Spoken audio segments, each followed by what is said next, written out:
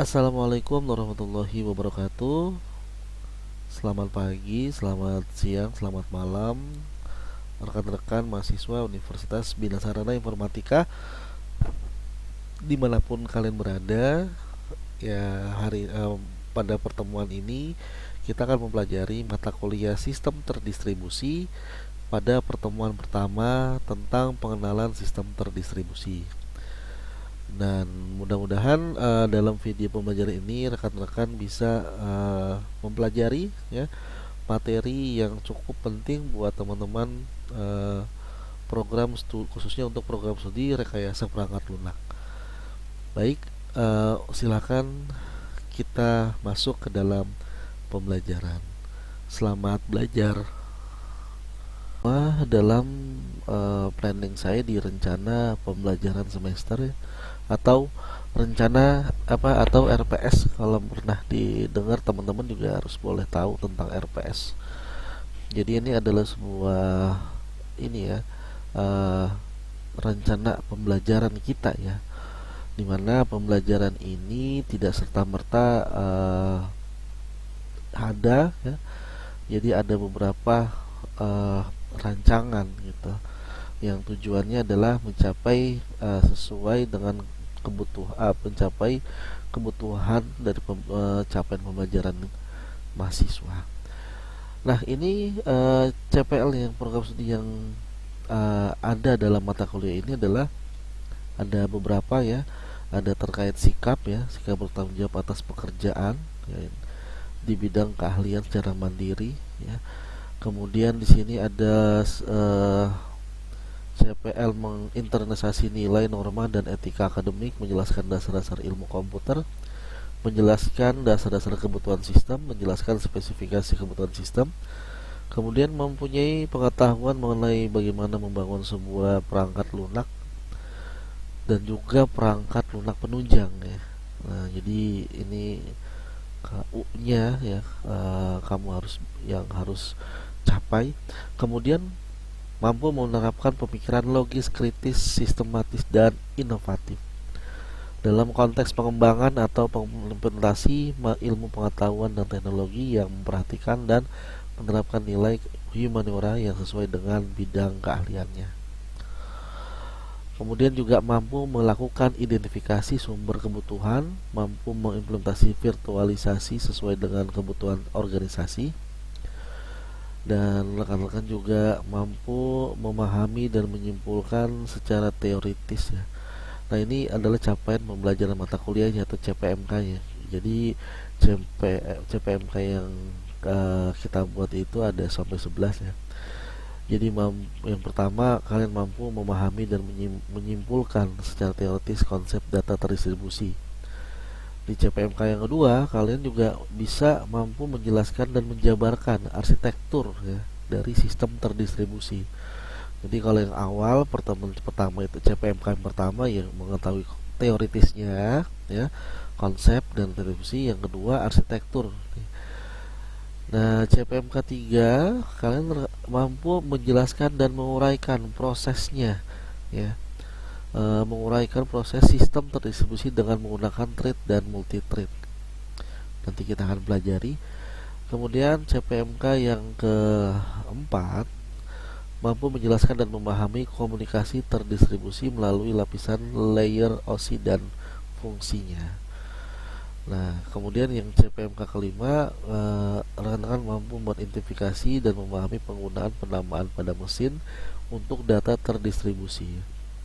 Yang keenam, ya, CPMK keenam adalah mampu menjelaskan dan memahami proses sinkronisasi pada setiap alat untuk pendistribusian data seperti ke sebuah alat berupa printer atau yang lainnya. CPMK ketujuh, rekan-rekan mampu menjelaskan dan menerangkan konsep replikasi dalam peningkatan kinerja dan menjaga replika dapat selalu bekerja secara konsisten. Yang CPMK 8 mampu mengidentifikasi dan menerangkan terhadap kegagalan tunggal yang dapat mempengaruhi pengoperasian komponen lain yang akan menjatuhkan sistem pusat.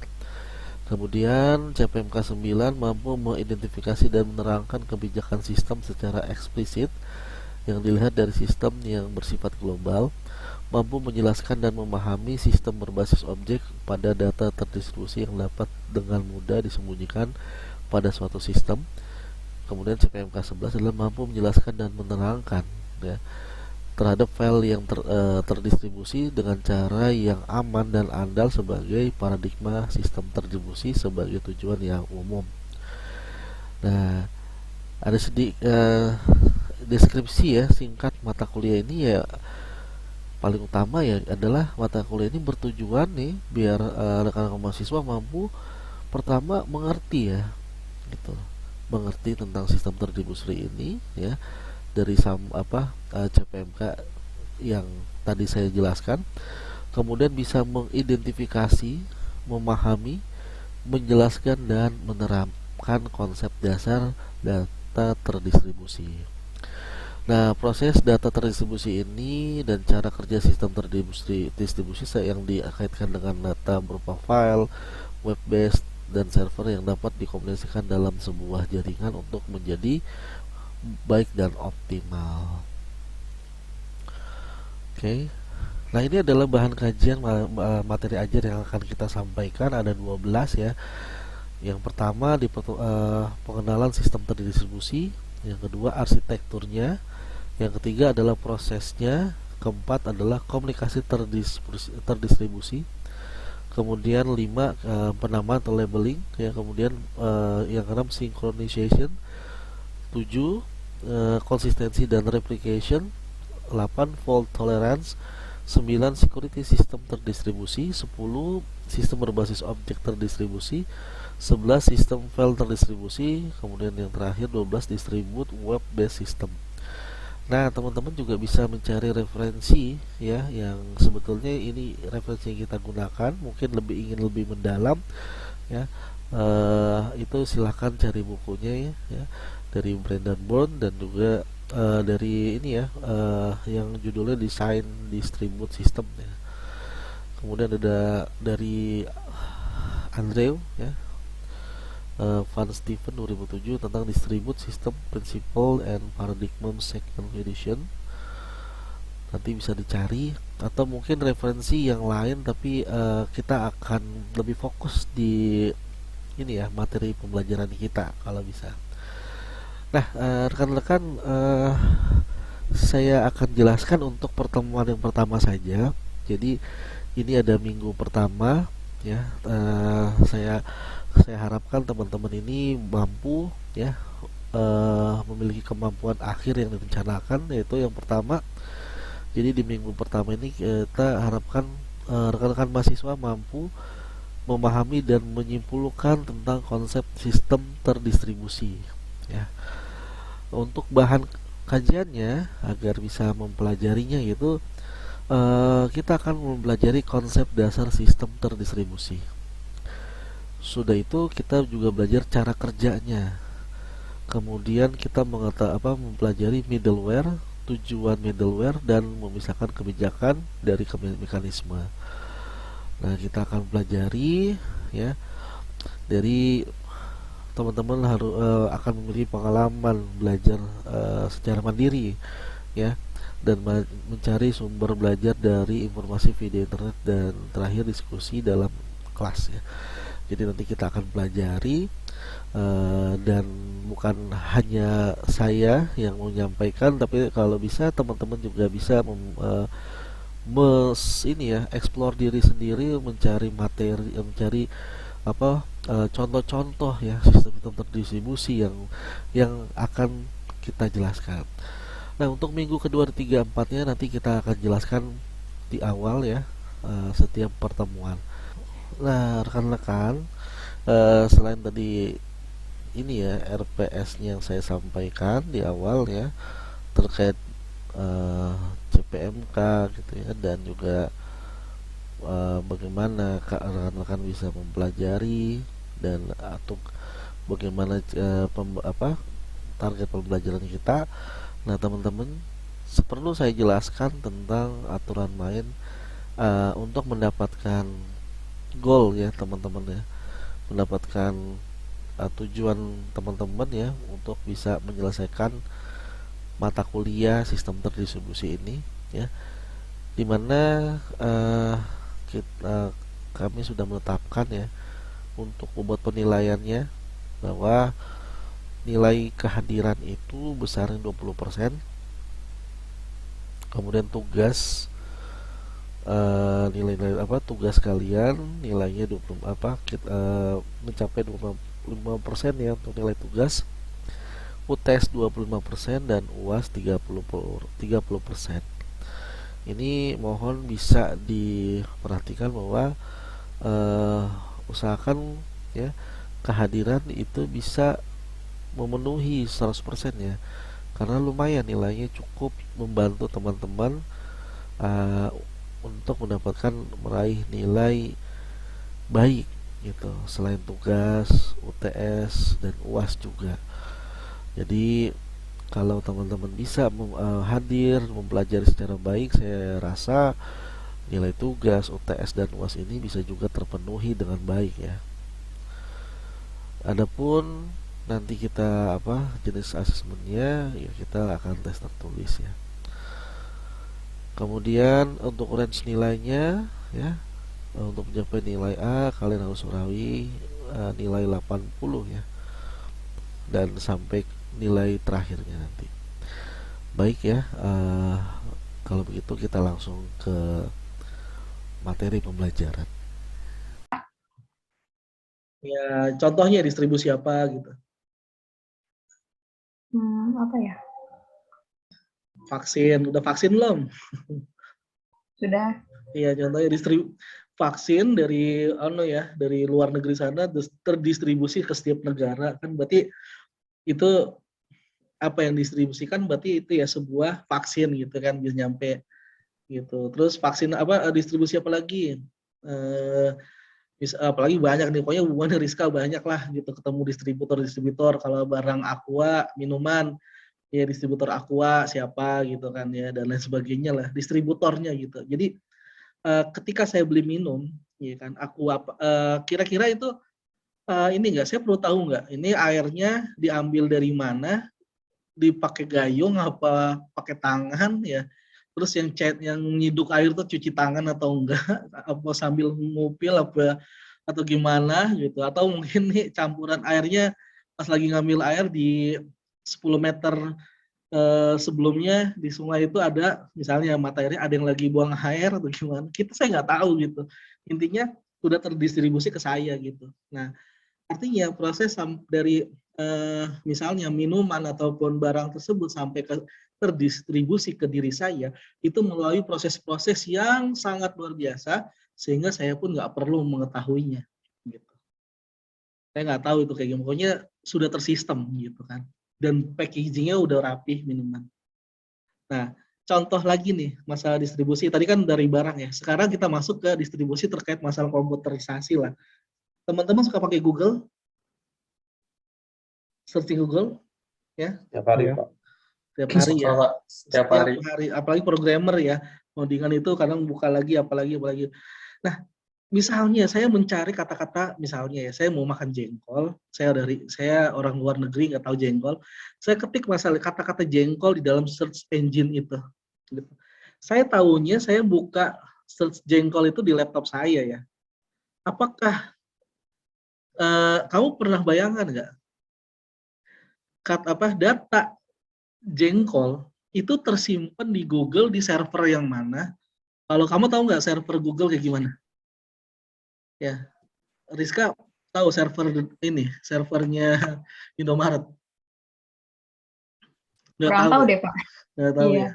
Nih, kenapa nih saya Rizka mulu? Bukan karena cewek sendiri ya, tapi Rizka kayaknya ini ya, Rizka sama siapa nih yang nggak bidang IT ini misalnya? Desan ya, siapa saya lupa. Nah, itu servernya itu jangan bayangkan servernya kayak laptop. Jadi servernya itu luas ya, satu gedung gitu. Bahkan server data centernya Google itu ada di Irlandia, ada di Amerika, dan ada beberapa daerah yang sengaja tidak disebutkan oleh Google gitu untuk merahasiakan data centernya di mana. Nah, kita nggak tahu bahwa kata-kata jengkol itu ternyata disimpan di hard disk data center di daerah California gitu. Kita nggak tahu, tapi dengan cepatnya data tersebut bisa terdistribusi ke saya dengan search itu, ya kan? Tapi saya nggak tahu ternyata itu prosesnya itu sampai ke Amerika, gitu. Itulah ya. Jadi distribusi itu, yaitu ya. Jadi sistem distribusi kalau dari materi ini adalah kumpulan komputer independen yang muncul bagi penggunanya sebagai sistem koheren tunggal. Ini saya juga ya. Jadi kumpulan komputer independen ya. Jadi distribusi itu dari mana sih? Kumpulan komputer. Jadi komputer saya misalnya ya. Komputer kamu misalkan kita bikin ini yuk project gitu ya.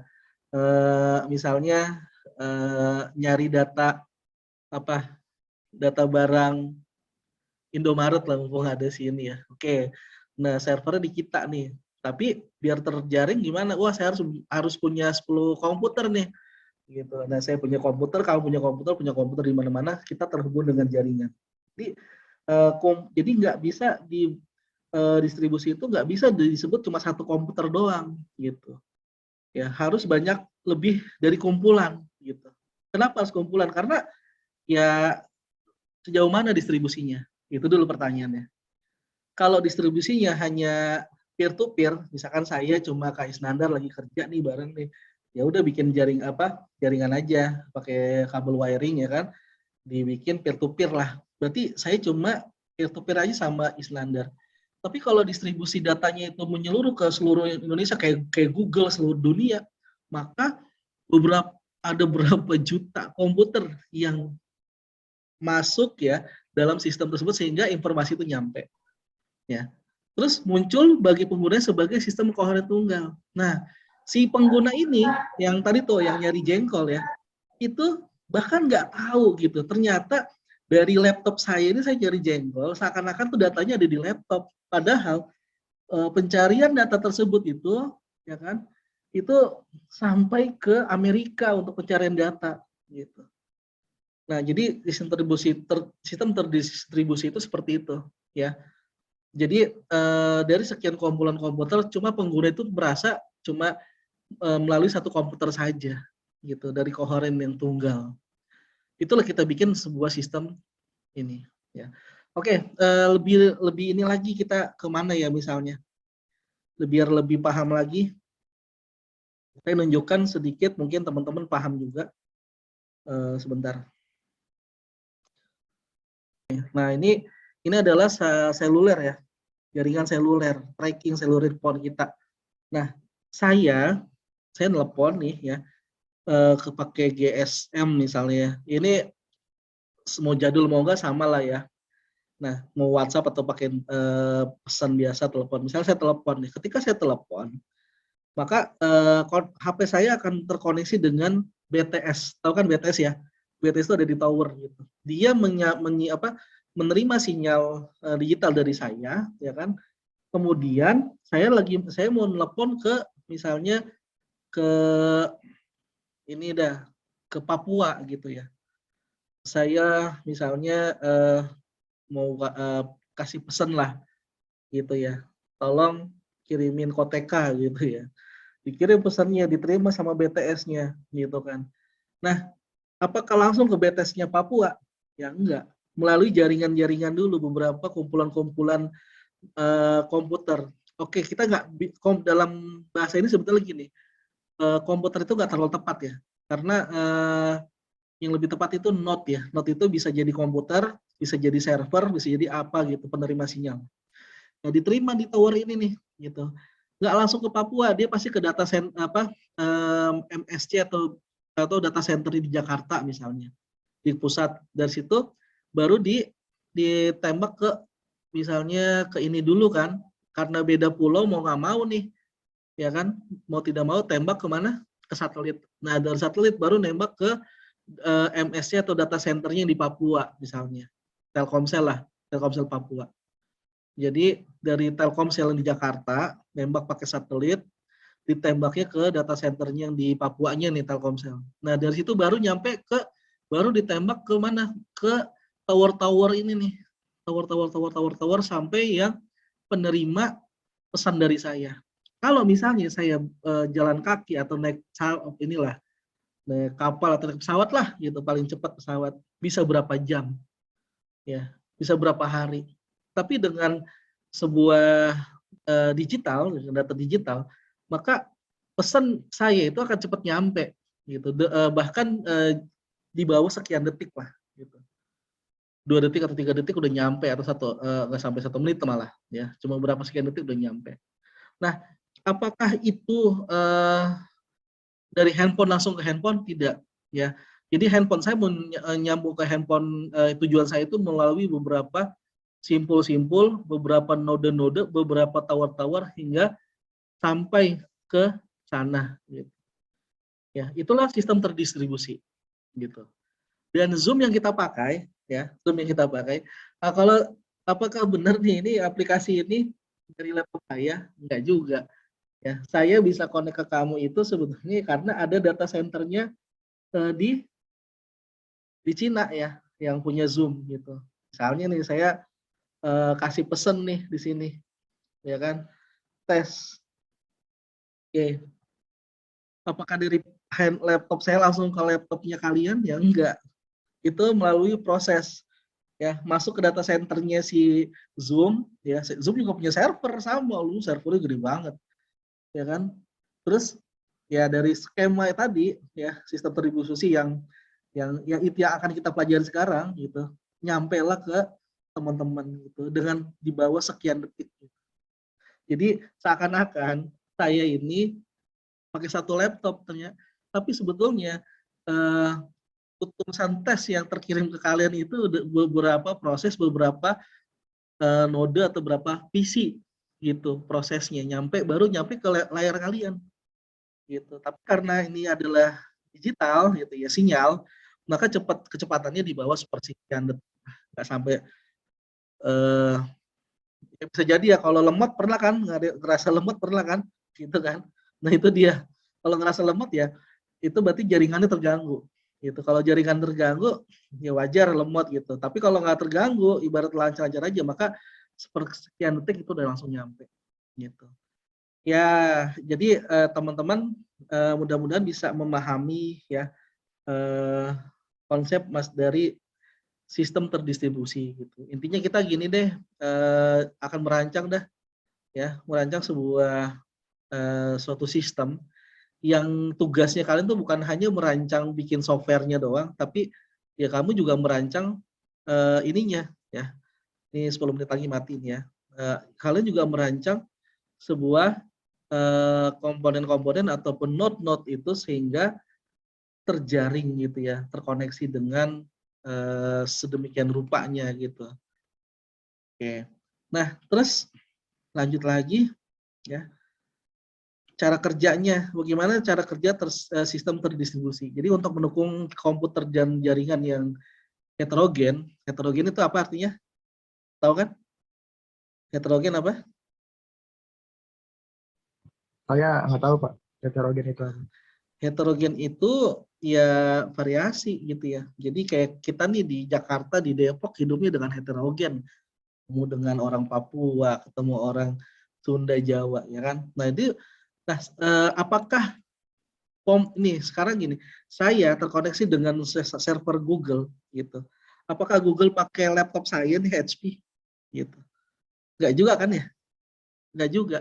Mungkin di laptopnya IBM atau apa, komputer PC servernya IBM ataupun apa gitu ya. Tapi saya pakai ini nih, kayak laptop saya HP gitu misalnya, gitu. Beda laptop gitu ya.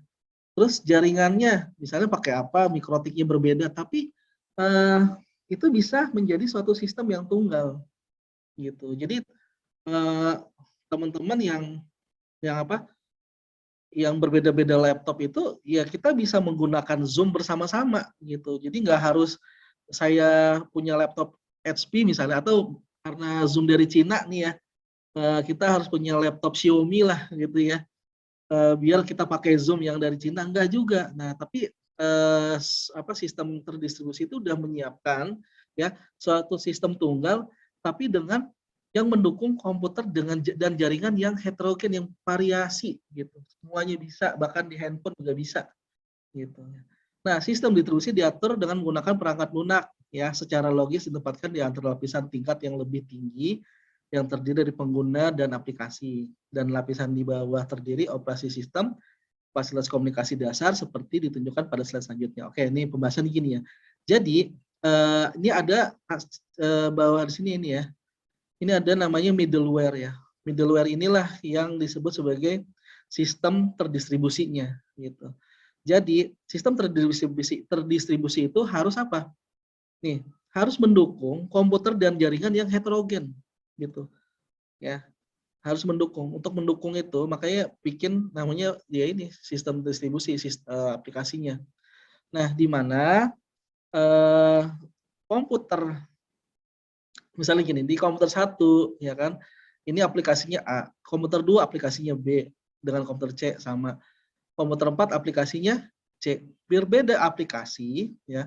Kemudian di dalam ini ada namanya distribusi sistem layer ya, atau ini adalah sistem terdistribusi atau disebut middleware ya. Jadi sistem terdistribusi itu ya middleware ya. Bisa menghubungkan gitu, menerjemahkan ya pesan-pesan yang dikirim dari komputer 1 sampai komputer 4 bahkan berbeda aplikasi ya, itu bisa masuk ke dalam jaringan. Lokal OS 1, lokal OS 2, lokal OS 3. Bahkan ini bisa mendistribusikan informasi di mana nih? Di lokal-lokal yang berbeda ya, OS-OS yang berbeda gitu. Ya. Sehingga masuk ke dalam jaringan. Dan ketika masuk ke dalam jaringan yang satunya lagi sama, middleware itu akan menerjemahkan atau mempertemukan gitu ya, menyambungkan antara OS-OS yang tadi jaringan-jaringan yang berbeda tersebut, ya kan? Kemudian masuk ke dalam OS-OS masing-masing, dan di dalam sistem layer ini akan menjadikan kalian berbeda-beda PC, berbeda-beda aplikasi bisa tersampaikan informasi. Oke lah, paling gampang gini aja lah. Middleware itu contohnya apa misalnya? Android lah, gitu. Contohnya Android. Ya. Tapi nah, Android sama Apple beda kan ya? Gitu. Nah, tapi bagaimana Android dan Apple itu, misalnya saya punya data kayak ini deh, data apa? Aplikasi apa gitu ya, data ya, tershare baik di Android maupun di mana tuh, di iPhone gitu kan. Cuma memang ini agak sulit ya, karena mereka itu kan beda merek dagang, jadi agak berat gitu. Nah, cuma saya bahas Android lah. Android ya nggak hanya dipakai Samsung ya kan. Android dipakai oleh banyak handphone Cina, handphone Amerika, handphone apalagi dah, Korea, Jepang ya, yang berafiliasi software dengan Android, maka kita bisa menjalankan beberapa aplikasi-aplikasi kayak game-game konsol segala game-game yang kita pakai ini. Nah, berkat adanya suatu middleware tersebut gitu. Yaitu salah satunya Android itu sebagai middleware juga OS itu. Ya, jadi OS itu dia bisa menerjemahkan dari berbagai aplikasi atau jaringan-jaringan manapun sehingga bisa terkoneksi dengan handphone kita, dan kita bisa mendapatkan informasi gitu ya dari data-data tersebut. Ya, jadi teman-teman ya salah satu contoh yang terbesar adalah Android ya, dari sistem terdistribusi gitu ya. Nah, nanti tinggal dibaca aja nih ya penjelasan untuk penjelasan ini komputer 1. Jadi intinya nih ada suatu sistem layer ya, sebutnya middleware, di mana middleware ini menerjemahkan dari semua komputer-komputer yang bahkan komputer itu berbeda aplikasi, terus bisa menerjemahkan atau mengkoneksikan dengan yang ini nih, lokal OS 1 dengan berbeda-beda lokal OS, dan bisa menyampai ke dalam jaringan internet. Ya, untuk tujuan, nah tujuannya banyak ya. Tujuan utama sistem distribusi adalah memudahkan pengguna gitu untuk mengakses sumber daya jarak jauh. Jadi kayak tadi ya, dengan adanya Zoom, kita nggak harus kuliah offline gitu ya. Kamu lagi ngapain di rumah, lagi lagi sambil makan tadi kan ya, makan nggak bagi-bagi ya. sendiri itu bisa gitu, kita bisa belajar bersama gitu ya. Nah, adanya inilah aplikasi ini. Jadi salah satu tujuan dari sistem distribusi adalah itu ya, mempersingkat jarak gitu ya. Ya. Dan kita bisa mengontrol gitu jarak jauh ya. Terus ini banyak sekali pertanyaan ini ya, tinggal dibaca sendiri. Tujuan pentingnya lagi adalah untuk menyembunyikan fakta bahwa proses dan sumber daya yang didistribusikan secara fisik ke banyak komputer. Maksudnya gini, kayak tadi ya, saya mencari kata jengkol itu, kita nggak perlu mikirin jengkol itu ada di server yang mana, komputernya siapa, penjaganya siapa gitu. Pokoknya ketika saya di laptop saya sudah dapat datanya yang saya inginkan tanpa saya harus memikirkan logik algoritmanya. Jadi tujuannya ada seperti itu, gitu ya. Kayak saya nelpon jarak jauh ke Papua, saya nggak harus berpikir bagaimana pesan itu naik pesawat kah, naik naik apa gitu, naik angkot nyampe ke Papua gitu ya. Tapi sudah ada sistem tersebut, udah dibantu sama sistem lah gitu, udah ter- terpenuhi oleh sistem. Ya, tapi selain seakan-akan kita tidak tahu, tapi transparansi tahu. Contohnya apa? Kayak tadi nih, pesannya nyampe nggak? Nyampe. Tahu nyampe apa? Checklist 2 gitu ya. Kalau nggak nyampe checklist 1 gitu.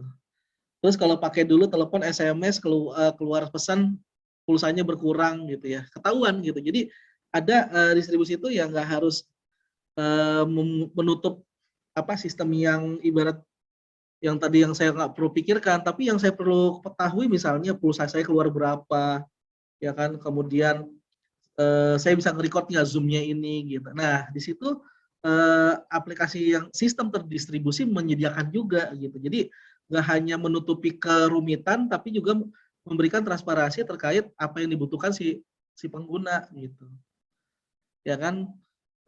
Terus yang ketiga adalah keterbukaan gitu. Menawarkan layanan sesuai dengan aturan standar menggunakan sintaks semantik layanan tersebut. Misalnya dalam jaringan komputer mengatur format konten, makna pesan dikirim, aturan diformalkan oleh protokol gitu ya. Jadi di sini ada keterbukaan gitu ya. Ya. Eh, jadi nggak misalnya kalau saya mengirimnya nih 1 menit lagi pesan-pesan yang saya kirimkan ke kalian itu ya harus saya tahu bahwa saya memberikannya benar. Misalnya saya ngirimnya tes gitu ya. Ya, nyampe juga tes gitu. Kalau misalnya saya tes nih, di sini nggak kelihatan nih di chatnya. Tadi saya ngetiknya bener apa nggak tahu gitu. Kayak WhatsApp keren kan ya. Contohnya WhatsApp tuh. Saya ngirim pesan gitu ya. Pesannya salah gitu ya. Ternyata mati terus. Siapa?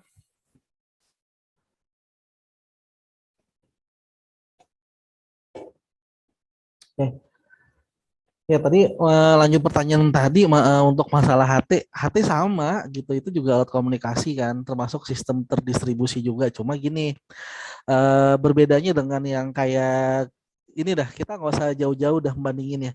Bandinginnya ke telepon seluler aja dulu gitu. Kalau HT itu kan kita samakan frekuensi, selama UHF-nya itunya sama, maka semua sinyal akan masuk ke dalam gitu ya.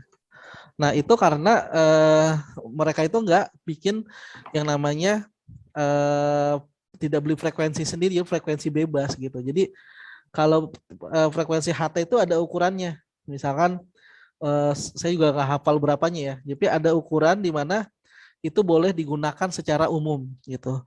Tapi ada beberapa frekuensi yang itu nggak boleh digunakan secara umum gitu.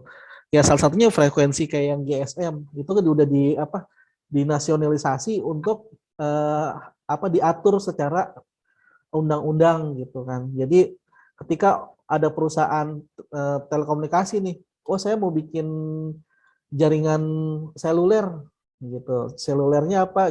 GSM misalkan ya, karena CDMA kan gagal ya itu. Nah, ketika itu dia harus kalau mau bikin sinyal kayak gitu dia harus bayar pajak ke pemerintah gitu. Nah, itu ada sinyal-sinyal yang berbayar. Tapi kalau sinyal yang kayak HT itu kan itu ini ya sinyal bebas gitu. Frekuensinya itu bebas bisa digunakan. Nah, makanya Itu kalau Pak, misal tapi harus tetap pasang pemancarnya ya Pak ya? itu untuk memperkuat ya, karena karena towernya sendiri kan jarang gitu ya. Nah, untuk ukur apa frekuensinya si HT itu dia lebih apa ya kalau nggak salah lebih luas ya, lebih luas, tapi ya itu gratis lah gitu. Nah, tapi kalau yang sinyal GSM itu harus pakai tower gitu. Kenapa? Karena tidak dijual bebas gitu. Jadi makanya caranya kita koneksi dengan eh, apa handphone yang lain adalah kita mencet nomor handphonenya dia gitu. Dan harus terkoneksi dengan si yang punya operator gitu kan. Jadi gitu aja sih kalau misalnya kamu bedain HT sama yang itu doang, yang Telkomsel apa yang GSM ya. Kalau yang GSM itu Oke, sinyalnya berbayar ya, itu ada undang-undangnya. Tapi kalau yang HT itu kita bisa nyari sini putar sendiri karena itu sinyal yang gratis lah yang boleh digunakan. Kayak dulu radio juga sama kan, ada yang AM, ada yang FM. FM itu berbayar gitu. Jadi kalau ada orang pakai FM itu mereka harus punya apa radio khusus, terus harus terdaftar ke mana misalnya pemerintah nih bahwa gelombang ini punya radio ini gitu. Tapi kalau misalnya bisa terdistribusi nggak sih kalau yang HT masalah gini ya. Eh, jadi kalau misalnya terdistribusi ya sebetulnya terdistribusi, cuma nggak itu bebas sih ya gitu. Maksudnya bebas nggak ada yang ngatur gitu. Jadi bebas aja gitu untuk HT gitu. Nah beda lagi nih tapi ya gitu ya Om, Om lagi. Misalnya HT polisi, nah itu lagi ada lagi frekuensinya nah iya itu Pak. dan itu juga nggak Kadang-kadang agak sembarangan itu ada undang-undangnya. Jadi jadi nggak bisa masuk gitu ya Pak, kayak di blok gitu nggak sih? kalaupun ada yang masuk maka mereka pakai kode gitu karena beberapa teman saya pakai HT dia bisa ngedengerin apa yang diomongin polisi tapi dia kalau dia apa ngomong nah dia ngomong sama siapa dia harus harus pakai kode khusus gitu ya bahwa itu sebagai alat komunikasi polisi gitu. Makanya teman-teman yang punya HT kayak gitu hati-hati jangan sembarangan gitu ya. Pernah inget film Dono dulu yang setan kredit? Gimana tuh Pak? Nggak tahu ya setan kredit ya. Ada yang nonton nggak? Jadi setan kredit itu si Indro itu pakai ini, pakai apa? Eh, dia mau membantu orang-orang gitu ya, yang sedang apa?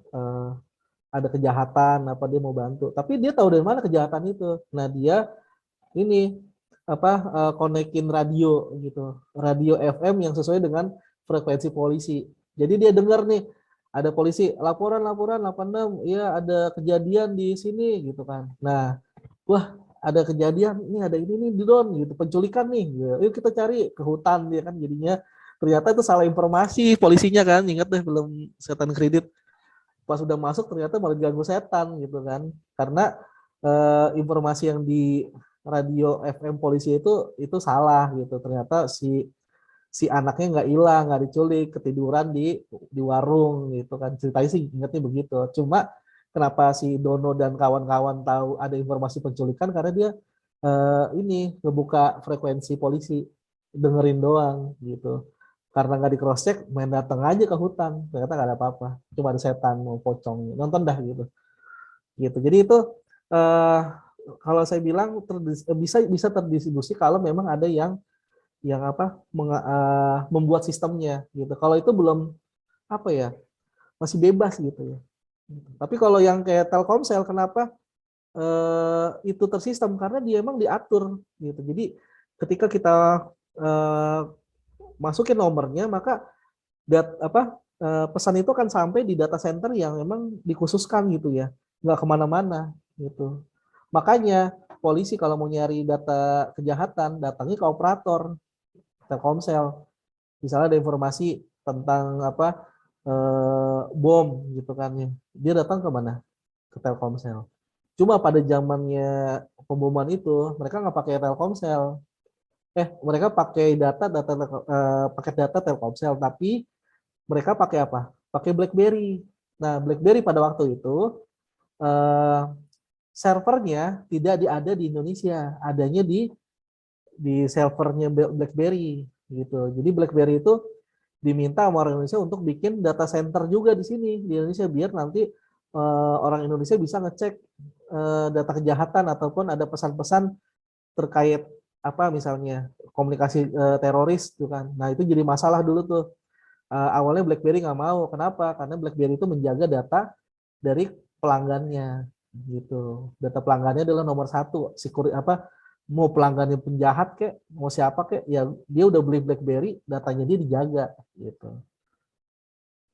Jadi kayak di Zoom nih, ya polisi juga belum bisa tahu karena data centernya ada di Zoom.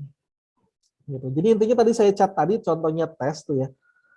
Ini data tes ini yang saya ketik tuh simpennya bukan ini, itu nyimpen di servernya Zoom gitu. Ini kerekam ke harddisknya Zoom sono di luar negeri. Gitu. Jadi apa yang kita chat kamu bisa baca, semua bisa baca. Padahal ini disimpan di sana di servernya Zoom. Itu data sistem terdistribusi. Oke, lanjut lagi ya. Nah, di sini pengertiannya adalah sistem terdistribusi adalah kumpulan komputer independen yang muncul bagi penggunanya sebagai sistem koheren tunggal. Ini bahasanya agak aneh memang ya. Kumpulan komputer independen ya. Jadi PC saya ini adalah PC yang komputer independen gitu ya. Jadi bukan cuma satu, tapi kumpulan komputer. Yang saya tadi bahas, misalkan saya ketik kata jengkol gitu kan ya di laptop saya. Sesungguhnya ketika saya mencari, yang proses itu bukan laptop saya doang gitu. Yang menjadi terkoneksi dengan komputer yang ada di Google gitu. Nah, bahwa saya mencari tentang apa namanya jengkol gitu. Pertanyaan gini, Google tahu nggak saya lagi nyari apa? Ya tahu lah, pasti tahu. Gitu. Karena dia kan mendata apa namanya itu browsernya pakai apa gitu kan, PC-nya pakai apa gitu. Itu tersimpan. Makanya ketika ada cerita katanya aibmu apa dosa-dosa kamu ada di Google, yes benar gitu. Kalau misal kamu punya foto nyimpen di Google, maka kamu hapus di Google, apakah Google dalam hard disk servernya di Amerika dihapus? Nggak juga gitu. Entah apa intinya data-data itu tetap ada walaupun mereka nggak butuh gitu. Tapi kalau seandainya mereka punya, itu apa artinya? Ya kartu as lah gitu ya. Jadi makanya kayak pemerintah gitu kan ya, nggak mungkin bikin apa data penting taruh di Google Drive gitu. Ya enggak lah, nggak mungkin. Itu hal yang bodoh. Misalkan data intelijen taruh datanya di Google Drive. Wah, itu namanya bodoh. Nggak mungkin. Karena bagaimanapun itu buang data kalau buat pemerintah. Tapi kalau buat data kalian buat apa? Nggak masalah. Data foto pribadi ya biasa aja, nggak penting-penting banget kan gitu. Tapi kalau kamu pengen jadi ke depan jadi orang penting ya hati-hati lah gitu. Misalnya nih hari ini eh, Tommy ya kan bukan jadi apa-apa, nanti 10 tahun atau 20 tahun yang akan datang mau jadi presiden misalnya. Tapi Tommy pernah ini apa gitu ya, ada foto nggak sama ceweknya lah gitu ya, lagi buka buku, buka yang lain juga misalnya.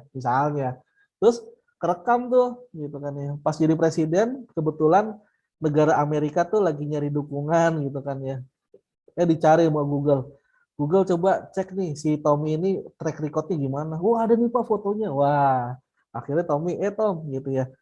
Lu harus jadi antek-antek gue ya.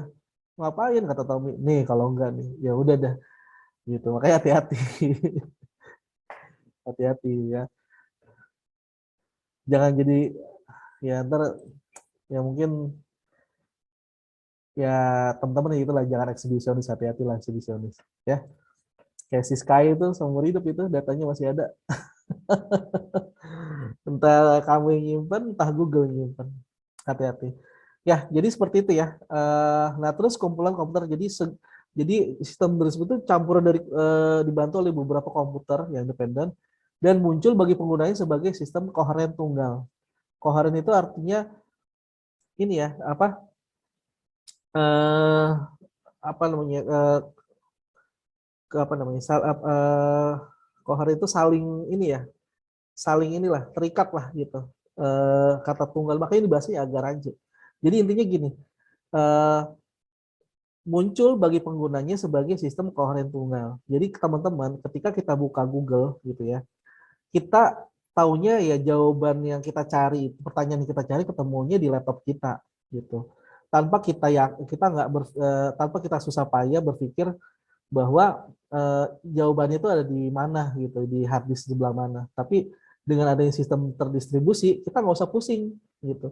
Pertama, nggak usah pusing itu data informasinya di hard disk yang mana, di negara mana, atau kita telepon seseorang pakai Telkomsel harus apa ya jaraknya kemana gitu kan, mau di atas gunung kayak mau dia selama nyampe ya udah gitu.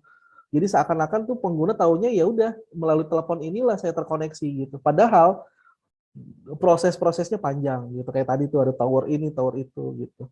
Jadi sistem terdistribusi itu adalah kumpulan komputer independen ya yang saling terhubung sehingga si pengguna ketika menggunakan sistem terdistribusi tersebut seakan-akan itu ya udah cuma satu alat doang gitu. Padahal ketika dia ngomong itu ibarat tower tuh kerja gitu kan ya. Oh, orang sejam ngobrol berjam-jam ya kan. Wah, tower itu sebetulnya kerja gitu. Sistem di sini bekerja untuk menyampaikan pesan kamu ke pesan dia gitu bolak-balik gitu kan. Ya, seperti itu lah ya. Makanya eh, teman-teman mulai berpikir ya gitu ya. Wah, iya ya. Ternyata yang kita gunakan sangat bermanfaat, sangat mudah, prosesnya sulit gitu.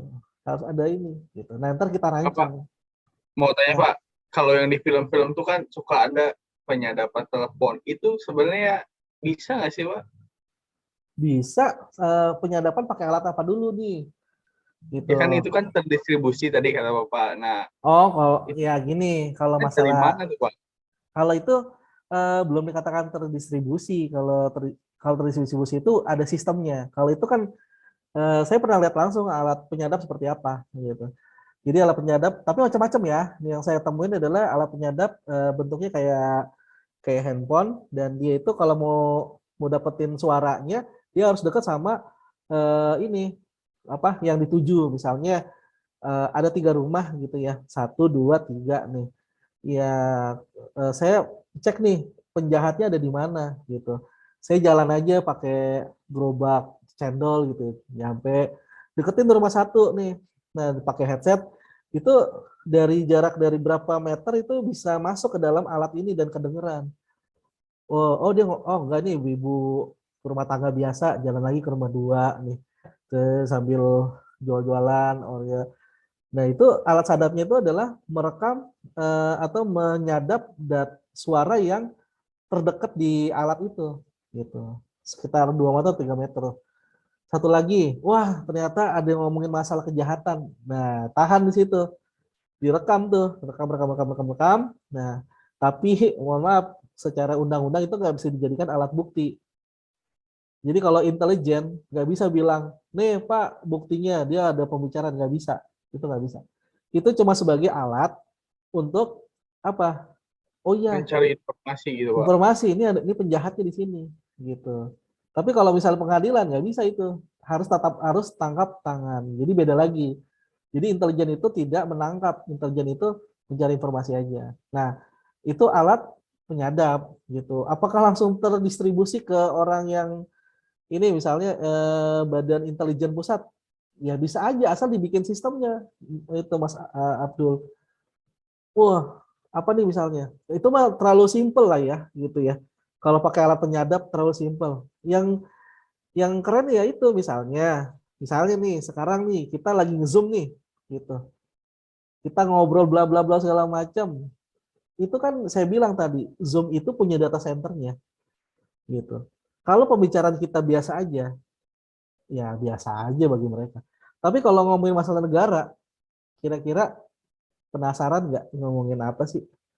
Kata orang itu Zoom-nya, cek-cek. Kalau memang ada berhubungan sama negara, pasti penasaran, gitu kan. Makanya terkadang itu ya, memang ada kalau kita pakai aplikasi yang bukan buatan kita sendiri ya siap-siap sebetulnya data itu nggak aman gitu. Itu kan ini contoh penyadapan yang nyata nih kita nih. gitu. Kalau seandainya mereka niat untuk menyadap kita. Setelah ini, kalau saya stop, itu saya akan mendownload hasil, saya akan mendownload hasil rekamannya. Rekamannya tersimpan di record di server dulu, baru bisa saya download, gitu. Jadi artinya nggak usah jauh-jauh, yang kayak gini aja kesadap kita, gitu.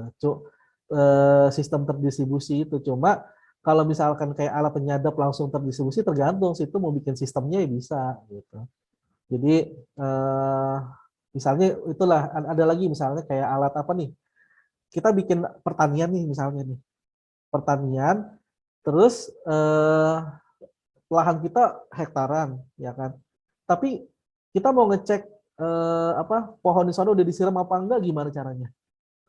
Nah, kita bikin dengan sistem terdistribusi. Itu bisa. Caranya gimana? Caranya pakai tambahan teknologi IoT. Jadi IoT itu adalah sebagai middleware-nya gitu ya.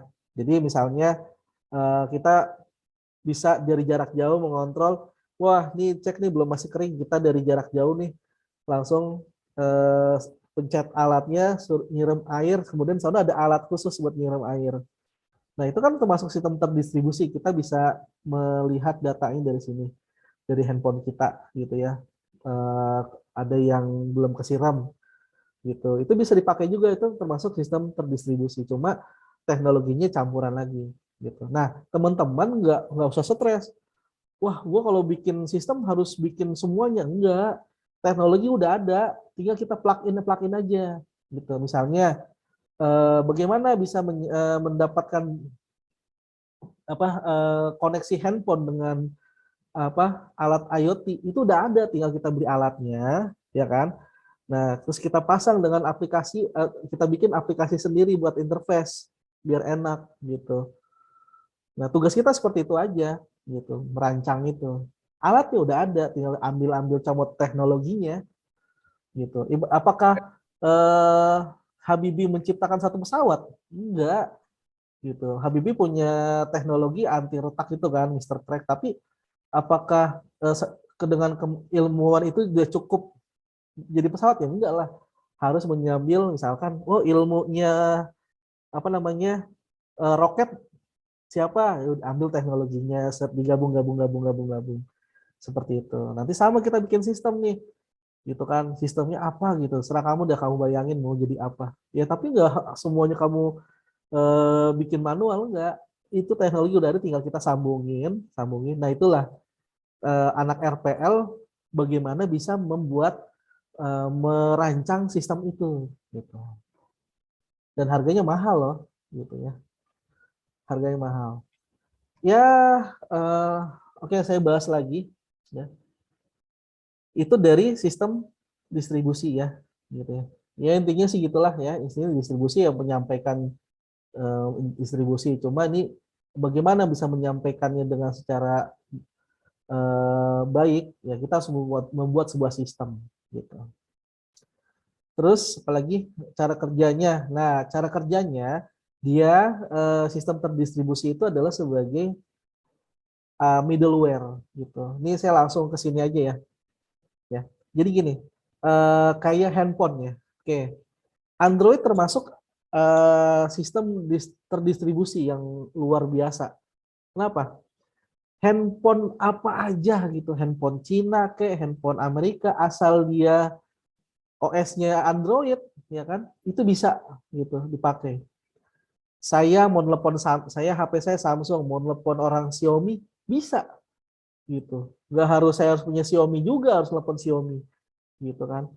Dulu ada zaman-zaman yang handphone Cina, kalau sesama handphone Cina merek apa gitu, kata itu bisa ada dia telepon gratis gitu kan. Ini nggak perlu. Nah, kita hanya memerlukan sebuah namanya sistem terdistribusi. Contohnya adalah aplikasi Android, termasuk OS yang middleware. Jadi orang asal itu kerjasama ya, hardware apa saja yang berhubungan Android, maka dia bisa berkomunikasi dengan aplikasi yang berbasis Android juga.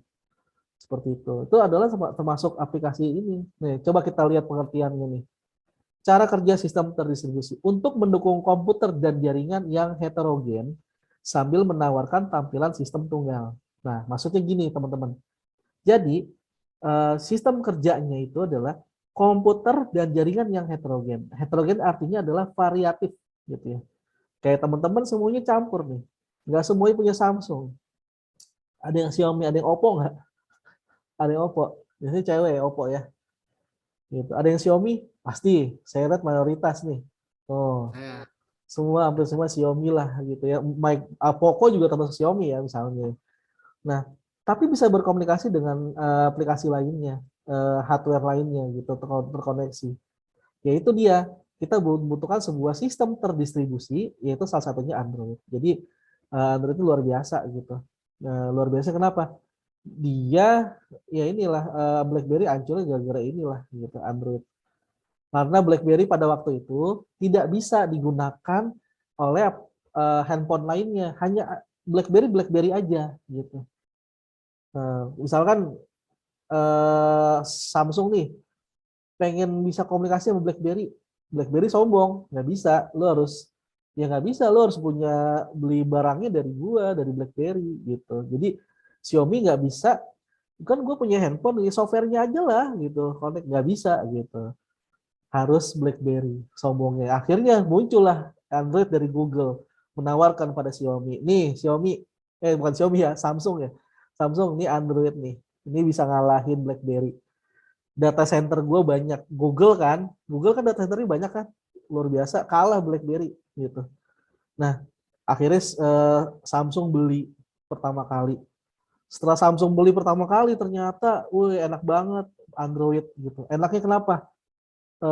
Semuanya gratis, aplikasi gratis. Kalau BlackBerry ini bayar, harus handphone ini. Nah setelah Samsung nih Android masuk ke handphone lainnya, wah apalagi udah masuk Cina nih, udah kelar semuanya gitu. Cina membuat produksi sebanyak-banyaknya dan bisa Android. Jadi gua nggak harus beli Samsung untuk bisa pakai Android.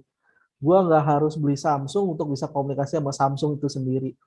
Cukup Xiaomi gitu, gue bisa komunikasi dengan yang punya Samsung gitu ya, koneksi lah. Jadi gue mau telepon ya gitu deh, mau telepon Samsung ini pakai Xiaomi nih ya, mau telepon Samsung yang terbaru aja, bisa nyambung nggak Androidnya? Bisa lah gitu. Itulah, nggak harus gue Samsung harus beli Xiaomi yang mahalnya sama 20 juta baru bisa dibandingkan dengan Samsung yang harga 20 juta. Enggak begitu. Tapi dengan adanya aplikasi middleware kayak Android itu bisa terkoneksi.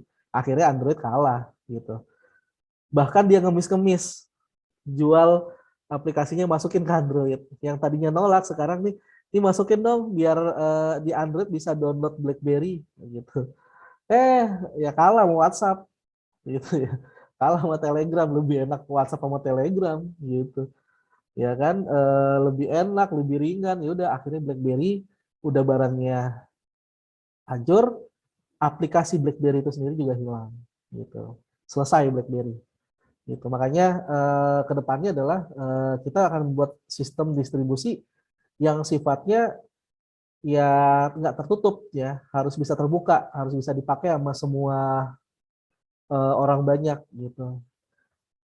Memang kalau masalah cepat untung ya cepat untung yang BlackBerry kan, barangnya dari dia, software dari dia, jadi terserah dia mau naikin harga berapa.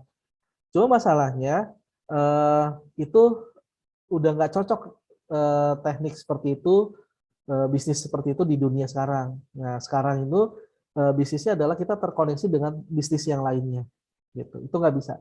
Kita harus bisa terkoneksi, gitu. Kayak Zoom, ya kan? Dia bisa menjadi middleware yang luar biasa. Kenapa? Dia bisa mengkoneksi semuanya, gitu. Pemerintah sampai Rusia pun pakai Zoom, gitu ya. Semua pada pakai Zoom. Gitu. Yang Jokowi misalkan presiden-presiden nih pakai Zoom gitu. Kenapa pakai Google Meet nggak tetap kalah gitu. Hebatnya tahu nggak kenapa orang Zoom itu? Jadi pas lagi Zoom lagi mulai maju, itu orang-orang Google, orang-orang Facebook yang jago-jago untuk yang ini ditarik semua gitu. Jangan sampai orang-orang pintar itu dipakai sama vendor-vendor lain gitu kan.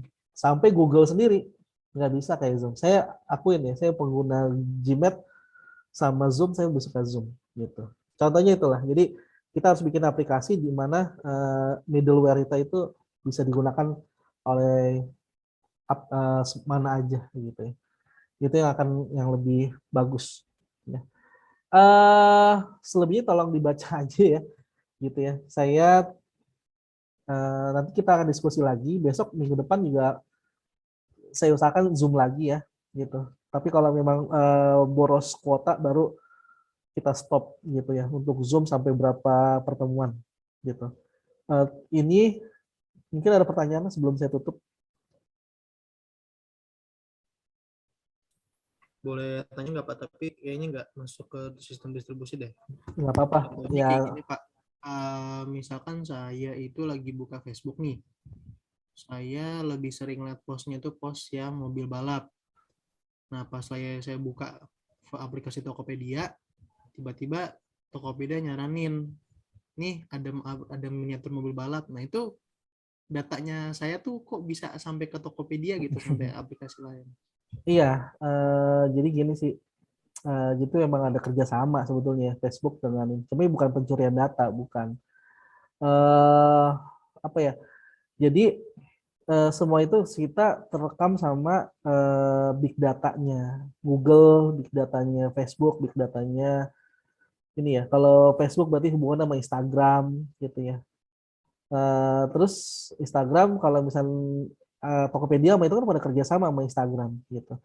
Nah sebetulnya dia nggak mencuri data kita sih sebetulnya secara tidak langsung, tapi dia mencuri kebiasaan kita doang gitu. Misalkan saya kayak FYP lah, TikTok lah ya. Coba udah buka TikTok atu-atu, saya lihat aplikasi banyak kan yang goyang-goyang apa yang apalah gitu ya, biasa-biasa lah. Kalau ternyata banyak yang goyang-goyang, karena kita apa ya cenderung ke situ gitu. Maka kecenderungan itu terekam di database-nya itu aplikasi tersebut gitu. Gitu ya. Misalnya saya yang biasanya beli barang apa gitu ya, gitu. Selama akun itu terhubung, ya, maka jangankan akun ya, contohnya Xiaomi dah. Makanya Xiaomi juga kadang-kadang saya malesnya, saya nyari Xiaomi yang enggak ini ya iklannya banyak ya. Itu ada ini juga sih kerjasama. Iya Pak, buka video ada iklan, buka musik ada iklan. Nah itu dia. Jadi itu ada satu kerjasama, cuma tidak disebut sebagai pencurian data karena dia nggak ngambil data-data lainnya. Cuma dia ngambil adalah kebiasaan apa yang kamu search aja nih. Kayak Google nih, Google ada kotak, ya kan kita search, dia cuma ngerekam itu aja. Email kamu, terus sama pilihan yang sering diambil di search itu, direkam itu doang. Gitu. Dan tujuannya adalah hanya untuk menawarkan ya, tidak memaksakan kamu untuk beli gitu. Kalau itu secara hukum itunya nggak masalah. Terus tahu dari mana Pak hukumnya? Nah, sebelumnya gini, saya juga nggak tahu banyak, cuma teman-teman lebih parah, nggak tahu sama sekali kalau install aplikasi, ya izinkan aja. Di situ ada terms kan tuh. Terms itu satu apa namanya, kayak kontrak tuh, bahwa kamu mengizinkan handphone kamu tuh diketahui oleh aplikasi ini gitu. Padahal poin-poinnya banyak, cuma kita nggak pernah baca.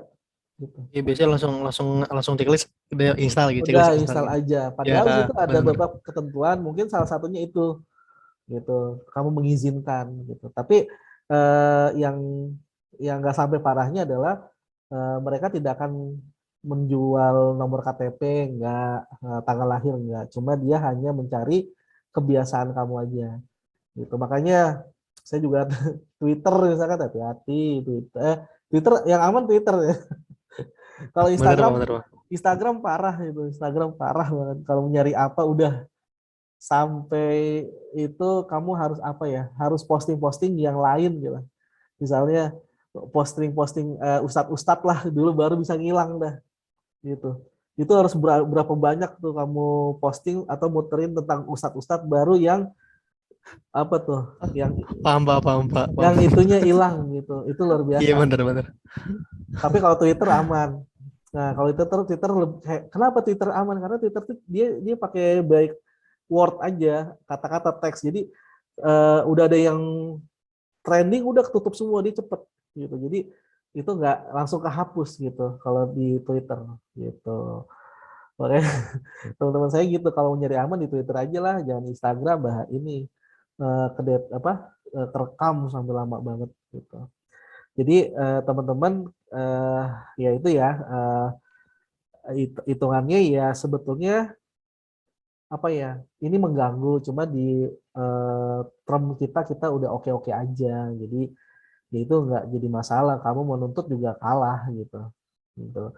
Nah tapi tenang aja, itu nggak bakal memaksa kalian, karena beda sama iklan-iklan yang memaksa. Jadi kalau kita ini keluar lagi terus-terusan, itu ada tuh, cuma itu nggak kayak gitulah, dia hanya menawarkan gitu, kali aja pas butuh gitu.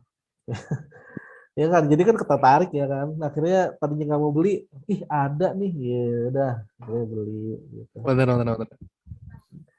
Ya itu termasuk sistem terdistribusi juga sih, benar itu juga termasuk, karena eh, sistem itu terdistribusi, apa yang kamu inginkan dia mendistribusikan data-data yang berhubungan dengan kebutuhan kamu gitu, itu termasuk sistem terdistribusi gitu.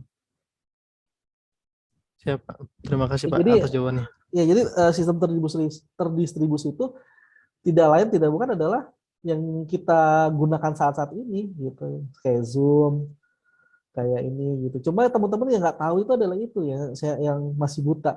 Zoom itu punya data center gitu. Jadi aplikasi yang kita gunakan itu rekapan kita tuh tersimpan di database mereka. Gitu. Apalagi yang teman-teman nyimpan foto KTP ini cara hack yang paling gampang gitu ya. Adalah kamu mengetahui informasi yang harusnya tidak boleh. Ya, coba di Google itu. Ada namanya coba KTP. Lihat berapa orang KTP disebarluaskan begini. Ini kan bodoh. Ini kalau dipakai gitu kan, telepon, ya kan. Nih, kayak gini, ini salah ini, makanya hati-hati. Coba cek aja kamu KTP-nya luas nggak, ya kan? Tuh, ada KTP siapa? Ini hal yang sangat apa ya? Telanjang gitu. Kalau ibarat kamu menelanjangi diri sendiri tuh, nyampilin foto KTP di Google. Hati-hati ya. Itu salah Saya mau satunya. nanya boleh Pak? Iya, silakan. Saya sebenarnya nanyanya enggak agak sedikit ya kuliah Pak. Saya cuma butuh saran sama referensi Bapak tentang bot Pak, buat pembelian otomatis Pak. Apa? Jadi buat pembelian otomatis. Pembelian otomatis. Ya, Contohnya kayak apa ya? Kayak misalnya nih Pak, ada kayak flash sale jam 12 Pak. Itu nanti dia otomatis kebeli Pak. Oh. Jadi saya butuh saran sama referensi Bapak, kayak saya udah ada skripnya gitu kan. Cuman kayak saya butuh analogi dari Bapak, saya kalah cepat mulu gitu Pak. Iyalah. Gini bos lagi. Kita ini udah kalah. Apa mungkin dia pakai data center dari sana? Maksudnya saya butuh saran dari Bapak aja. Oh gitu, saran dari saya ya. Saran dari saya gini. Sama referensi Pak, kali aja kan ada tambahan ilmu Pak. Intinya gini, itu pakai script itu ya, ada itu namanya model kayak gitu. Jadi sistem di handphone atau di komputer PC otomatis nanti kalau flash sale langsung ini ya, ke klik gitu ya langsung. Cuma gini, masalahnya kamu kalah jaringan internet. itu udah kekalahan pertama kita adalah jaringan internetnya kalah. Gini. Kalau kamu mau coba nih, kali-kali mau flash sale coba pakai internet. Tapi sekarang udah jarang sih ya warnet yang pakai jaringan internet tercepat gitu ya. Jarang. Kalau dulu nggak tahu nih gamers masih ada nggak sih itu kalau ke warnet yang internetnya tuh yang super cepat gitu. Nah, jadi pengaruh yang pertama adalah masalah jaringan dulu, satu, jaringan gitu. Yang kedua ya pasti ya tadi ya pakai script kayak tadi ya, cuma itu nggak terlalu ini juga sih gitu. Yang paling utama jaringannya harus kuat, harus super cepat gitu. Pertama ya masalah jaringan. Yang kedua kalau saya bilang itu permainan. Gini mas masalahnya, para hacker-hacker juga banyak yang ngejar sama. Jadi bisa jadi dia pas kayak gitu biasanya ya mereka juga sama ngakalin juga gitu. Konon ada katanya gini Pak, penghalang sinyal Pak. Bahkan kayak 1 detik udah langsung hilang. Bisa dia bilang. Kalau enggak bukan sinyal sih. Jadi Jadi gini. kayak sinyalnya di ini loh Pak, di misalkan saya di area A, terus ada area B, terus kita mau ngincer target area C. Nah, area A itu sinyalnya dihilangin Pak. Iya, itu ada ini juga seperti itu modelnya. Namanya serangan DOS kan. Jadi si servernya si website tersebut itu diserang nih misalnya nih. Jadi dibikin kayak sibuk gitu kan. Sibuk-sibuk. Terus ya dia masukin satu yang dari hacker itu gitu. Itu ada sih yang model seperti itu. Jadi ngelemahin mungkin bukan internet yang jelek nih pada waktu itu, ya kan? Semua internetnya sama-sama lancar gitu. Tapi yang di jaringan dia sibuk karena yaitu data yang masuk ke dalam websitenya dia gitu. Itu banyak kan kayak apa sih serangan DOS namanya, IP. Jadi dia pakai aplikasi di ini ya. Tapi kalau mau ngehack itu pakai aplikasi, kamu belajar Linux dulu gitu karena software hacker itu banyak kan di Linux gitu. Jadi buat nyerang IP tersebut biar dia agak lemot gitu. Lemotnya bukan di web kita tapi di sistemnya dia dilemotin gitu. Jadi mereka nerima kebanyakan. Jadi kayak satu lubang ini dimasukin gitu kan ribuan ya kan. Set gitu misalkan. Seperti itu. Jadi dibikin sibuk jaringan itunya, dibikin banyak masuk gitu. Nah, kalau kamu mau coba, itu pertama, satu, kamu harus punya jaringan internet yang bagus gitu. Ya, nah coba cari ilmu bagaimana itu ngehack sinyal gitu kan. Itu ini juga gitu ya. Satu, terus yang kedua, ya pelajari Linux gitu ya. Karena Linux itu buat banyak aplikasi-aplikasi yang untuk hacker kayak penyerangan DOS gitu kan, penyerangan DOS untuk website gitu. Jadi gini pas lagi diserangnya kan otomatis lemot tuh. Nah, nge-restart, nah pas lemah diserang lagi. Jadi gitu deh maunya modelnya. Jadi ini pakai Linux dulu deh kalau kamu bener penasaran, kamu belajar Linux gitu ya. Karena aplikasi-aplikasi. Baik rekan-rekan mahasiswa, telah kita pelajari dan kita diskusikan materi sistem mata kuliah sistem terdistribusi untuk pertemuan pertama, yaitu pengenalan sistem terdistribusi. Semoga apa yang telah kita pelajari tadi dan yang kita diskusikan bisa memberikan manfaat dan pencapaian pembelajaran kita terpenuhi. Adapun kekurangan dari video yang sudah dilihat tadi, baik suara yang kurang terdengar ataupun ada video yang terjeda ataupun juga video yang tidak terekam, semoga untuk kekurangan tersebut dapat dipenuhi dengan tanya jawab setelah pertemuan video pembelajaran ini. Mungkin itu saja, kurang lebih jika ada kekurangan saya mohon maaf. Saya ucapkan Assalamualaikum warahmatullahi wabarakatuh.